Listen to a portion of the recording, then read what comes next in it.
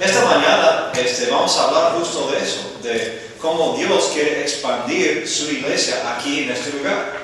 Cómo nosotros, como miembros aquí en este lugar, podemos formar parte de esa misión. Y les invito a buscar en sus Biblias Mateo 28, 18 al 20, un pasaje bien conocido, quizás todos podrían recitarlo de memoria. La gran comisión, como lo llamamos en algunos momentos, el gran mandamiento, algunos lo llaman a veces. Y quiero hacer este sermón, esta prédica, como la parte final de la serie que hemos hecho con los hombres, empezando el viernes a la noche, que seguía ayer y esta mañana en la clase.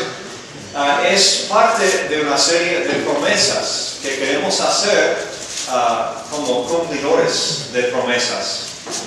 Hablamos de cómo podemos ser mejores maridos y padres, cómo podemos trabajar en la comunidad, cómo podemos ser puros.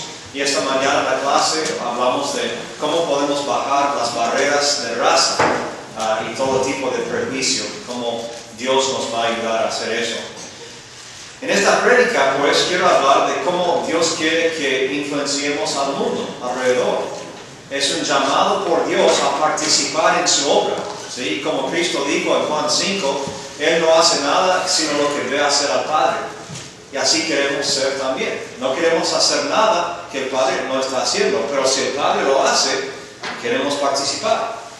Así que esta es parte de eso. Veamos. Casi al final de su ministerio, después de resucitarse, no es justo antes de la ascensión, como algunos piensan, eso ocurre después, pero esto está en Galilea, y Cristo los junta a sus discípulos, más o menos pronto después de su resurrección, y dice: toda potestad me es dada en el cielo y en la tierra, por tanto, id y haced discípulos a todas las naciones, bautizándolos en el nombre del Padre, y del Hijo, y del Espíritu Santo, enseñándoles que guarden todas las cosas que os he mandado. Y he aquí, yo estoy con vosotros todos los días, hasta el fin del mundo. Amén. Amén. No sé cómo se sienten cuando escuchan estas palabras. Quizás es la primera vez para algunos, no sé. Quizás es la número como 1000 veces ya que han escuchado este pasaje. Quizás cuando escuchan estas palabras se sienten con energía, con ganas, con entusiasmo para salir y cumplir con estos. Quizás se sienten culpables por no hacerlo. Yo les digo que si esta mañana, si estas semanas, si estos meses y años han estado cumpliendo con esta comisión, felicitaciones. Que sigan adelante. Admiramos su buen ejemplo. ¿Sí? Yo sé que hay varios de ustedes que lo han hecho. Y si no lo están cumpliendo, quisiera preguntarles, ¿por qué no? ¿Qué es lo que les impide? ¿Qué es lo que les falta para poder obedecer esto? Y quiero recordarles que cumplir con el gran mandamiento no es asunto de dones, sino de obediencia. ¿Sí? Porque Cristo nos dijo: el de ustedes que tenga el don de evangelización, que salga. Dijo a todos, ¿sí? Porque nosotros tomamos esto para nosotros también. Y eso se repite en Marcos 16, se repite una versión de esto en Hechos capítulo 1. No es una sugerencia, no es la gran sugerencia, es el gran mandamiento, hay que obedecer. Pero yo sé que quizás ustedes como yo a veces no he cumplido muy bien con esto. Y trato de examinar en mí por qué, qué es lo que me falta, qué es lo que me para. Les voy a dar algunas posibilidades. Quizás ustedes han pensado así antes o ahora. Pensar que yo no tengo tiempo. ¿Eso les pasa? ¿Les cruza la mente? Sí, es algo bueno que necesito hacer, pero no tengo tiempo. Tengo que trabajar, y después tengo la familia en casa, y después tengo la actividad de esto y el otro, y hasta actividades en la iglesia, y todo eso me llena el tiempo. Y realmente, ¿cuándo voy a hacer esto? ¿Sí? Yo sé que quizás lo hemos dicho. Pero les recuerdo, esto es algo que Cristo considera como lo más importante. Por esto vino al mundo, a salvar lo perdido. ¿Sí? Y si nos ocupamos en otras cosas que quizás no son tan importantes, aunque son importantes en sí, pero no tan importantes como esto, ¿qué está pensando Cristo? ¿Será que desperdicié parte de ese sacrificio porque ellos no están cumpliendo? Me hace sentir incómodo a mí cuando lo pienso así, cuando Dios quizás me mira y dice, wow, Esteban, yo hice mucho por ti, pero ¿qué haces? ¿Sí? No para echar culpa, sino para que vayan pensando. Otra razón que a veces yo he puesto, o quizás ustedes han puesto, es pensar que esto es trabajo de otro. ¿Sí? Que, bueno, Elmer es el ministro pago aquí, entonces ¿quién lo haga? ¿Sí? ¿Recibe pago por eso? La gente me ha dicho eso a veces. Esteban, claro que me dices esto, pero es fácil para ti porque te entrenaste y además recibes un sueldo por esto. Eres cristiano pago. Wow, bueno, no creo que sería cristiano aún sin el sueldo. ¿Sí? Y ojalá cumpliera con todo esto sin un sueldo. Pero a veces tenemos esa mentalidad. Los dentistas trabajan los dientes, ¿sí? Los contadores públicos trabajan con las taxas y los ministros evangelizan a la gente, ¿sí? Entonces no me toca. ¿Van a pensar así? Bueno, o no lo van a admitir si lo pensaron así. Okay, pero a veces no pensamos. Pero curiosamente no pensamos así con otras cosas. Por ejemplo, supongamos que necesitamos perder como 10 kilos de peso, ¿sí? Entonces llamamos a nuestro amigo y decimos, ¿te gusta tomar ejercicio, no? Por favor, yo te pago como $50 este mes. ¿Podrías perder 10 kilos por mí? ¿Sí? Sería fantástico, ¿no? Yo pagaría. ¿Sí? O podrías tomar ejercicio por mí, así me siento mejor y baja el colesterol y todo eso. ¡Qué fantástico sería! Claro, sabemos que no funciona, ¿sí? Nos toca a nosotros bajar de peso o tomar ejercicio porque otro no puede hacerlo por mí. Y hay personas que solamente ustedes pueden tocar. Solamente ustedes tienen influencia con esas personas. Y si ustedes no ejercen esa influencia, esas personas no serán alcanzadas para Cristo. ¿Sí? Yo no puedo, no los conozco. Aun si los conociera, no tendría el mismo peso, la misma influencia que ustedes tienen con ellos. Dios depende de ustedes para alcanzarles a ellos. Es algo que nos asusta un poco, pero también es algo excelente. ¿Sí? Significa que todos tenemos un lugar, una misión específica aquí. Otra cosa que a veces he escuchado o he dicho, ¿sí?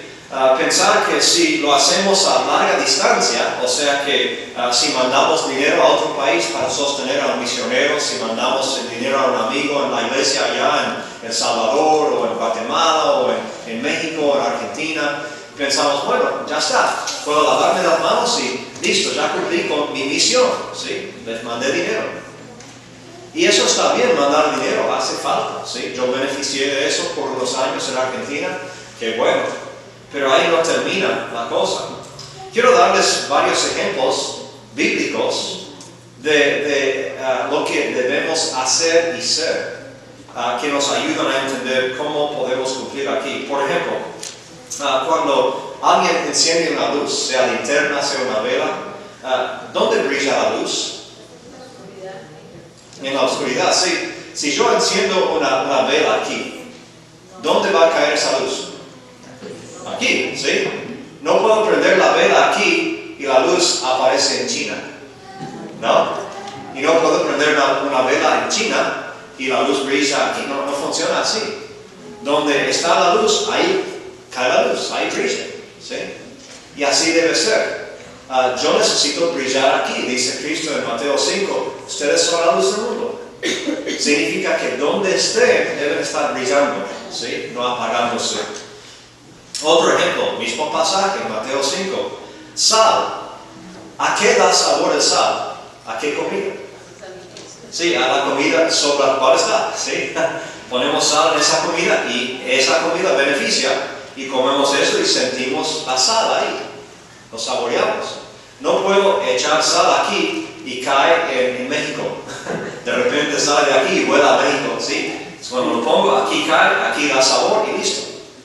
Y somos la sal también para la gente. Donde vivamos, donde trabajemos, donde estemos, somos sal ahí. Ahí damos sabor, ahí damos valor, ¿sí? Así que no le toca a mi hermano José Castillo de de El Salvador, a Pablo El Salvador, no le toca a él ser sal en Abilene, Texas. Ahí vivo yo, ¿sí? A él le toca ser sal en La Palma. Así que así es con todos nosotros. Y el tercer ejemplo bíblico, Cristo dice que ríos de agua viva saldrán de nosotros, ¿sí? Si tenemos el Espíritu. Juan capítulo 7. Bueno, si yo tengo un vaso de agua, una botella de agua aquí, y yo lo sacudo, ¿dónde cae el agua? Aquí ven, ¿sí? No vuela a otro lugar, aquí cae. O sea, son ejemplos de cualidades o de bendiciones que podemos compartir con los que están alrededor nuestro, ¿sí? Debemos brillar, debemos dar sabor, debemos calmar la sed espiritual de los demás de estas formas. Y después he escuchado también, bueno, no estoy cumpliendo con eso porque yo no sé cómo hacerlo, o yo no puedo, no tengo ese don, no soy capaz. Hay otros hermanos que lo hacen mejor, ¿sí? ¿Quién no se ha sentido así? Yo me he sentido así. Cuando sale de una casa, uno va a tocar la puerta para estudiar y entra un poco de titubeo, un poco de temor a veces, un poco de, ¿por qué vine? ¿Qué tal si me dicen tal cosa, si me rechazan? Bueno, está un amigo mío que trabajó en Venezuela y dice que iba a algunas casas y una vez le corrieron de la casa con pistola. ¡Wow! ¡Qué reacción! Generalmente no ocurre eso. Pero hay personas que ofrecen el Evangelio todos los días y están en peligro de sus vidas en varios países, ¿sí? Así que el titubeo o ese temor ya parece que no es tan gran cosa. Ya tenemos el privilegio de tener más libertad. Y si pensamos así, yo quiero que recordemos varios ejemplos de la Biblia también. Recordemos a Moisés. ¿Se acuerdan en Éxodo 3? ¿Se acuerdan de todas las excusas que Moisés dio a Dios? Es que yo no puedo, no hablo bien, que no el otro, que manda a Aarón. Y finalmente, la excusa final, y mi favorita es, oh Dios, manda otro.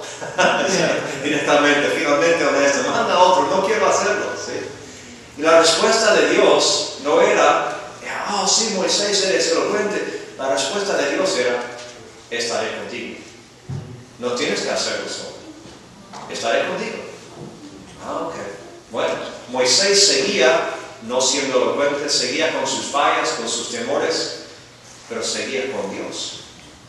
Y así Dios logró su misión a través de Moisés. Con sus fallas, con sus fracasos, con sus pecados, Dios cumplió con su misión. Recordemos al chico con 5 panes y 2 peces ese día al lado del mar de Galilea. Tenía solamente una comida pequeña, pero en las manos de Cristo, ¿qué pasó? ¿Dio de comer a cuántos? 5,000. Y otra vez después, otro milagro parecido, 4,000 personas o más. ¡Wow! Miren lo que Dios puede hacer. ¿Por qué ocurrió eso? Otra vez, no por el chico, aunque era muy buena su actitud de compartir, ocurrió porque estaba en manos de Cristo. Estaba el poder de Cristo, la presencia de Cristo. Recordemos a Gedeón. ¿Se acuerdan de Gedeón? En Jueces capítulo 6 al 9. En Jueces capítulo 6, Gedeón es el menor de su familia es el menor del clan, el clan es el menor de la tribu y la tribu es el menor de las 12 tribus. O sea, Gedeón está al pie de la cadena, ¿sí? Y el ángel le aparece y le da el saludo y se acuerda de lo que dijo el ángel.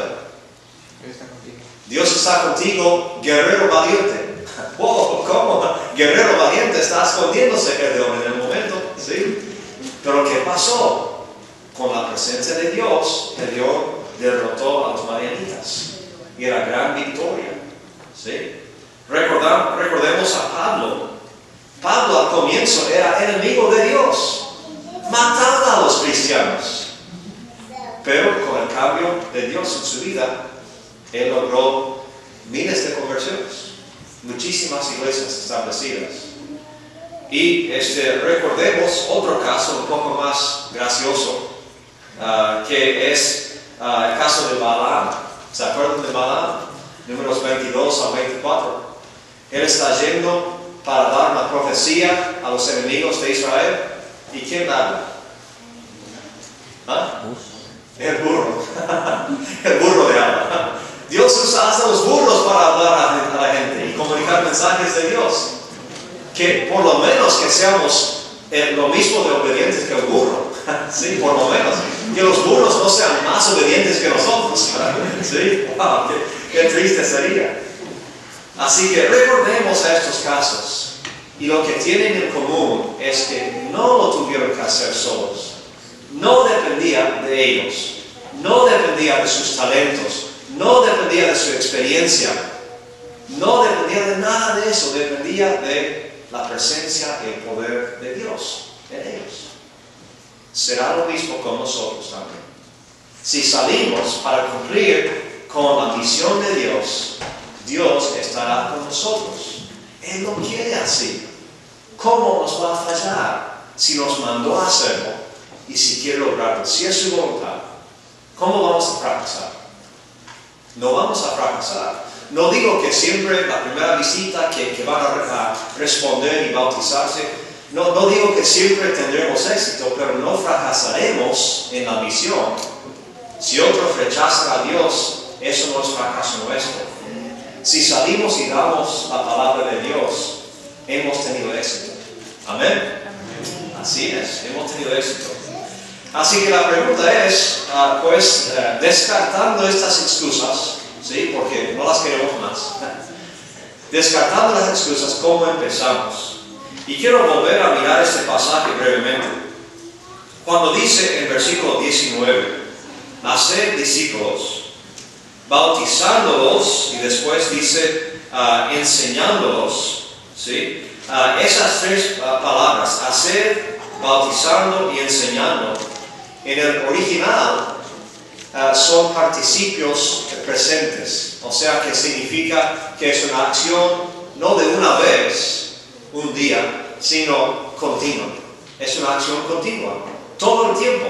Así que podríamos leerlo así, haciendo discípulos, bautizando, enseñando, y también ir es un participio presente, yendo. Así que son acciones continuas de todos los días. Yendo puedo hacer todo esto, lo que haga. Construyendo casas, puedo hacer discípulos. Preparando pan, puedo hacer discípulos. Visitando a los enfermos, puedo hacer discípulos. Traer gente a Cristo. Manejando en la autopista, puedo hacer discípulos, o sea, comenzar por lo menos. Respondiendo a la gente en el supermercado, puedo hacer discípulos, o sea, existe la posibilidad. Si estamos abiertos a hacerlo, Dios nos va a abrir muchísimas puertas.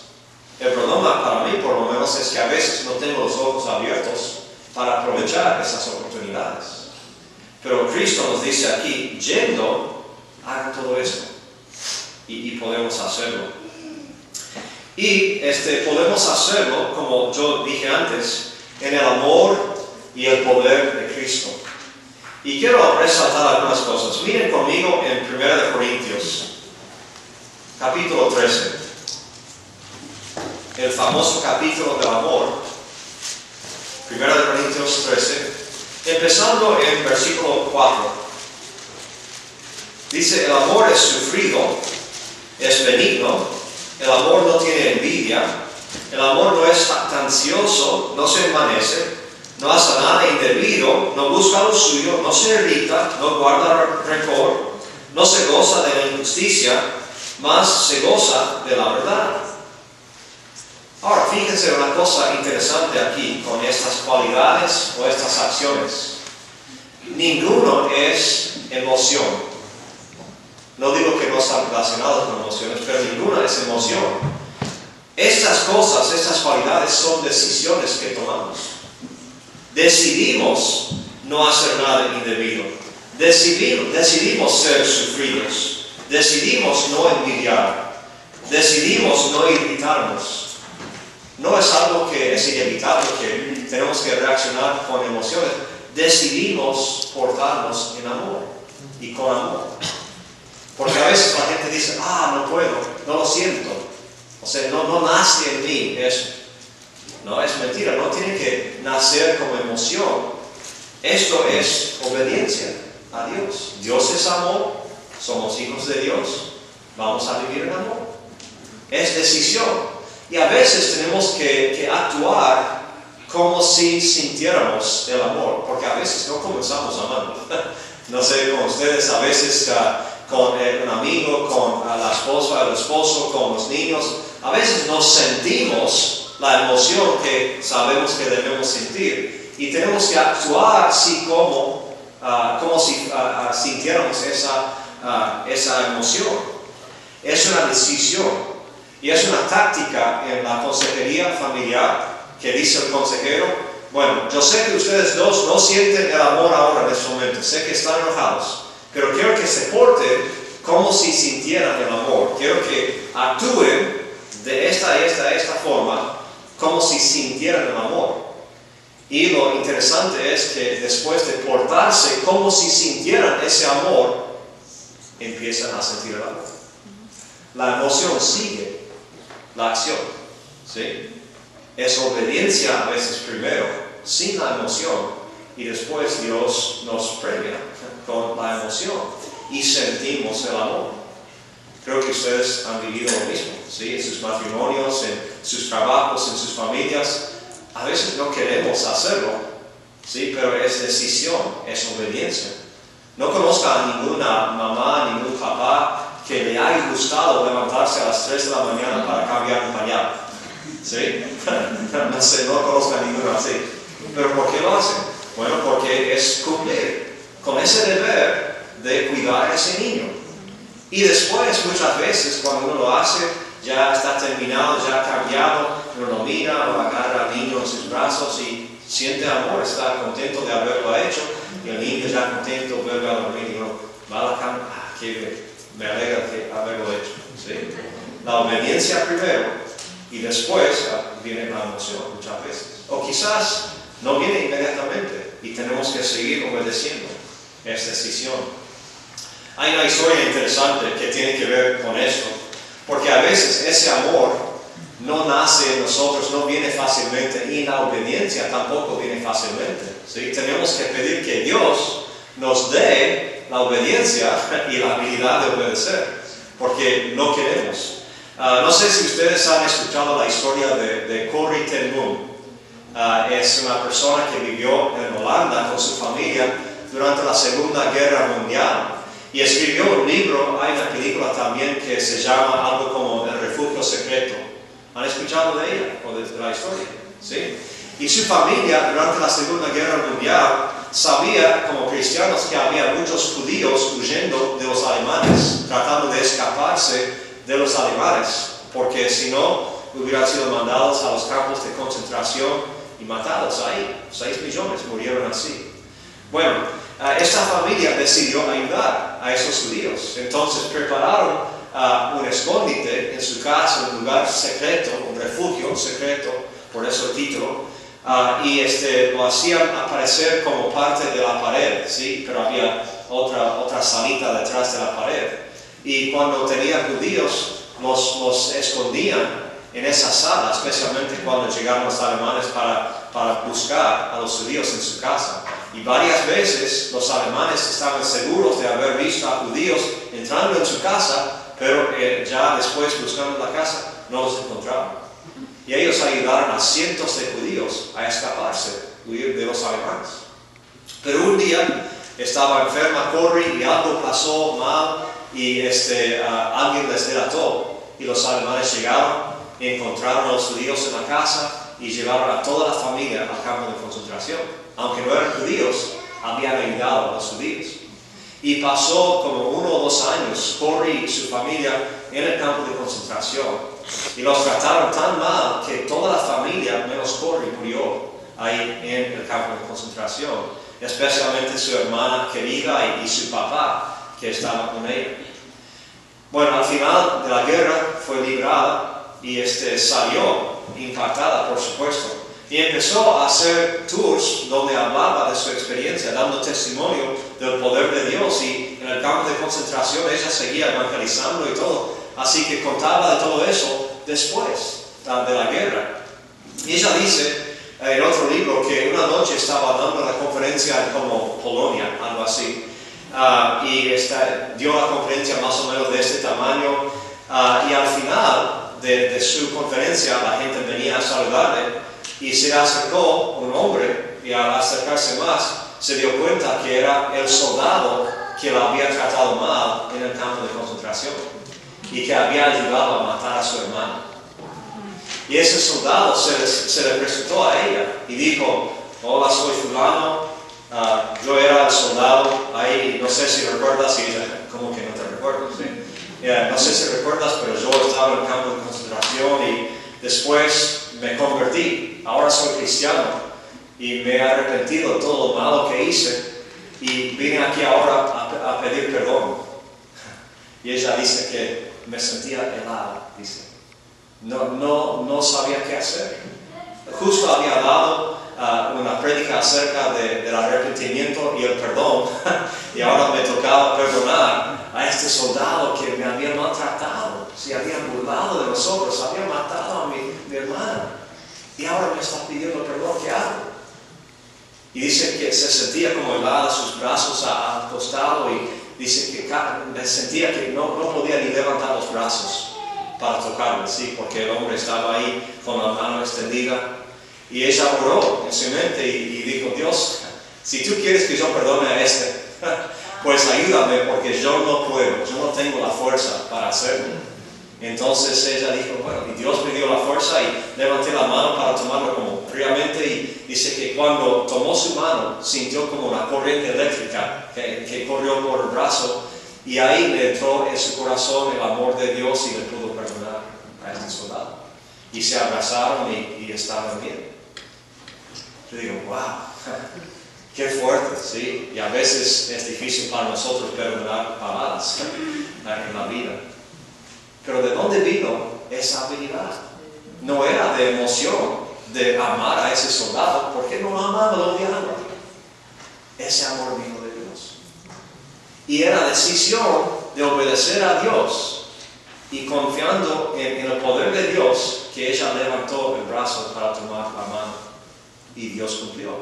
Y luego sintió la emoción. Así será con nosotros. Cuando nosotros empezamos a obedecer, al principio no nos nace quizás hacerlo, pero es obediencia y después Dios dará los resultados. Entonces la pregunta sería, quizás ya los he convencido de: sí, debo hacer esto, voy a hacerlo. Y la pregunta es, bueno, ¿cómo comenzamos? ¿Sí? Porque la mayoría de la gente, yo creo que quiere obedecer esto, pero no saben exactamente con quién comenzar o cómo hacerlo, ¿sí? Bueno, una sugerencia, vayamos a Hechos capítulo 1. El pasaje que mencioné antes. Parte de esto es repetición de la parte final de Lucas 24, tipo repaso, y después agrega algo aquí. Cristo está por ascender al cielo, ahora en el monte de Olivos, no en Galilea. Y empezando en 4 realmente, dice: estando juntos, les mandó Cristo que no se fueran de Jerusalén, sino que esperasen la promesa del Padre, la cual les dijo: oísteis de mí. Porque Juan ciertamente bautizó con agua, mas vosotros seréis bautizados con el Espíritu Santo dentro de no muchos días. Entonces, los que se habían reunido le preguntaron, diciendo: Señor, ¿restaurarás el reino de Dios en este tiempo? Y les dijo: no os toca a vosotros saber los tiempos o las sazones que el Padre puso en su sola potestad. Pero, miren esto, recibiréis poder cuando haya venido sobre vosotros el Espíritu Santo.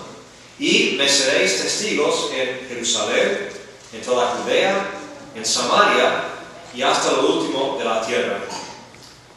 Y al final el libro de Hechos sigue ese bosquejo, ¿sí? Jerusalén, Judea, Samaria y el resto del mundo. Y yo quiero sugerir que puede ser buen bosquejo para nuestra evangelización también. No digo que tenemos que viajar a Jerusalén y empezar ahí, ¿sí? Hay otra gente haciendo eso. Pero ustedes viven aquí, Silver Spring, Maryland, cerca de Washington, en la costa este de los Estados Unidos, ¿sí? Dios quiere utilizarlos a ustedes aquí. ¿Sí? No tienen que ir a Abilene. Yo estoy en Abilene, ni a Houston, hay otros hermanos en Houston. Ustedes, este es su Jerusalén. ¿Okay? Entonces quiero usarlo como comparación, no es exégesis porque esto no habla de Silver Spring, Maryland, ¿sí? Pero lo comparo porque hay cosas en común. Cuando habla de Jerusalén, para los discípulos era lo más cercano que tenían, ¿sí? Era su pueblo nativo para algunos, otros no. Y la idea es, si tenemos nosotros una relación activa con Cristo, si nuestra familia es cristiana, ahí es nuestro Jerusalén, lo más cercano a nosotros, ¿sí? Empezamos ahí, porque si yo no tengo compromiso con Jesucristo, ¿cómo puedo ayudar a otros? Y si mis hijos no tienen, empiezo primero con ellos antes de salir a buscar a otros. Queremos dar buen testimonio primero en nuestras vidas. Así que quizás nuestro Jerusalén podría ser nuestra familia, nosotros y nuestra familia. Después se extiende, el próximo nivel era Judea, y quizás para nosotros son las personas que viven al lado nuestro, ¿sí? Como Judea rodeaba Jerusalén, ¿sí? Estas personas podrían ser las personas que viven en nuestro barrio, ¿sí? Esas 2-3 cuadras alrededor de donde vivimos. No sé si ustedes conocen a sus vecinos.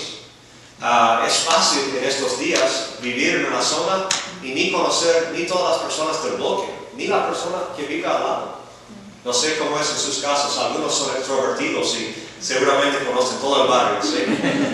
Pero otros quizás ni saben a la persona que vive al lado, ni lo conocen.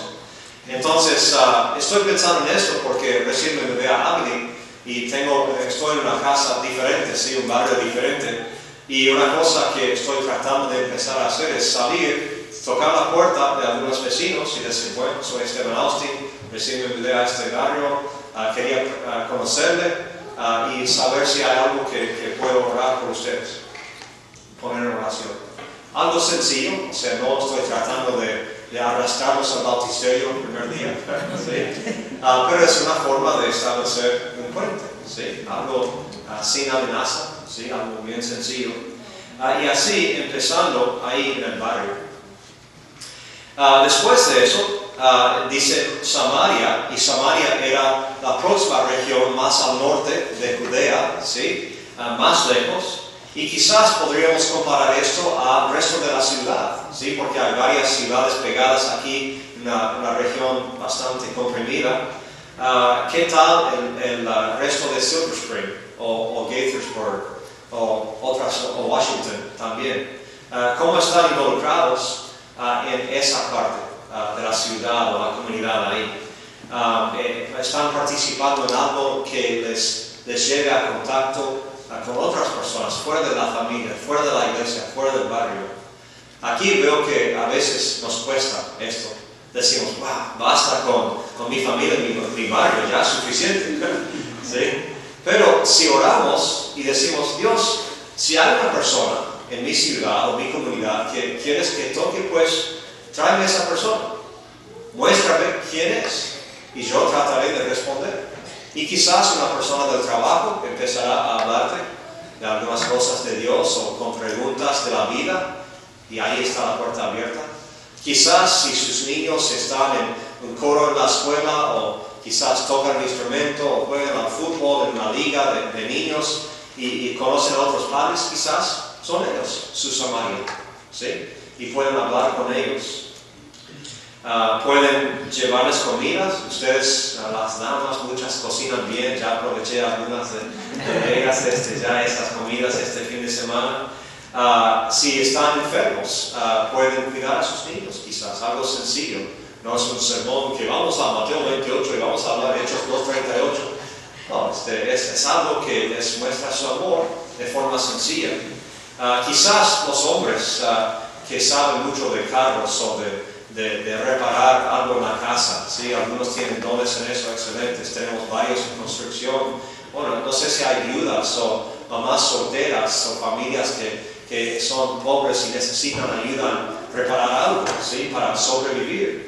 Eso puede ser su Samaria. de esa forma, ¿sí? Totalmente natural, está en su trabajo, no es como predicarles todo un sermón, lo están predicando con su amor, con sus acciones. Pueden ser su Samaria, o hasta invitarlos a jugar al fútbol, ¿sí? Algo así, o cualquier deporte que les guste. Y en eso, bajar las barreras y están más abiertos a escuchar de ustedes, ¿sí? Su Samaria. Y lo último de la tierra, quizás en nuestro caso, sería involucrarnos en cosas más lejanas. Eso de quizás no viajar o quizás visitar viajando, pero misiones en otros países, quizás pases por videoconferencia, sugerencia. O quizás otras cosas más lejos que realmente no podríamos ir a presenciar y vivir ahí, pero podríamos influenciar. Y ahí sí el dinero ayuda a algo, o una carta de correspondencia. Hay personas, creo que hay más de 1 millón de personas ahora que están participando en cursos bíblicos por correspondencia.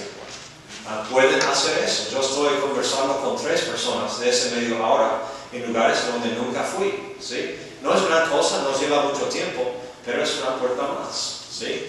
Es nuestro último, las últimas regiones de la tierra. Son sugerencias, ¿sí? No estoy aquí para condenar, para criticar, echar culpa, estoy aquí para animar, estoy aquí para dar ideas y para decir que estamos en esto juntos, ¿sí? Estamos en la misma batalla en 2 ciudades diferentes, pero es el mismo reino de Dios y es la misma batalla contra el diablo. Ya sabemos que Dios ganó la batalla, pero queremos llevar a la máxima cantidad de gente al cielo con nosotros, ¿sí? Y ese es el desafío. Así que pidan hoy en oración que Dios les dé las caras y los nombres de personas a los cuales pueden llevar a la iglesia, o llevar a Cristo. Quizás no aparecerán aquí en este edificio por meses o años, pero si ustedes son sal y luz, levadura, ustedes pueden influenciar al mundo para Dios aquí, empezando sus propios barrios, sus propios hogares. Y Dios responde. ¿Cómo no va a responder? Si piden, Dios, por favor, dame una cara, dame un nombre de una persona, dame una oportunidad. ¿Cómo no va a responder Dios a eso? Es lo que quiere, te va a dar. Cierro con una historia interesante que escuché de un ministro de una iglesia. Él dijo que hace como, no sé, 15 años atrás, un amigo suyo estaba en una clase bíblica en la iglesia, una clase dominical, y la maestra decía, quiero que pinten o que hagan un dibujo de uno de sus amigos, ¿sí? Porque ella quería que pensaran los amigos y oraran por ellos. Entonces este joven, este amigo, ¿sí? Como tenía como 8 años, dibujó una cara, ¿sí? Y entonces la maestra se acercó y dijo, me gusta tu cara, ¿quién es? Y dice, es mi amigo Eric. O sea, ¿quién es Eric? Dice, bueno, es un amigo de mi barrio y él vendría a la iglesia si alguien lo buscara, ¿sí? Y él también tenía como 8 años. Entonces esa maestra quedó pensando y el próximo domingo pasó por la casa de este amigo y lo buscó. Lo llevó a la iglesia y empezó a involucrarse, se convirtió después, creció, se preparó, ahora es ministro de la iglesia creciente, ¿sí? Solo por un dibujo. Ay, ese chico pensaba en su amigo, dibujó la cara, la maestra respondió y Dios usó a ambos ellos para producir a este siervo de Dios. Esto es de Dios, no es de nosotros. Él va a ayudarnos a hacerlo. Así que esta mañana, si quieren participar más en el reino de Dios, quizás no son cristianos todavía algunos. Es una invitación para convertirse, para dedicar sus vidas esta mañana a Dios y seguir a Él toda la vida. Y si son cristianos ya y quizás no han cumplido bien con esta gran misión, pues es oportunidad para comenzar de nuevo y pedir la ayuda de Dios, que Él obre a través de ustedes con su presencia y su poder. Si tienen cualquier necesidad, por favor, vengan, vamos a cantar una canción ahora y vamos a darles la oportunidad. Póngase de pie, por favor.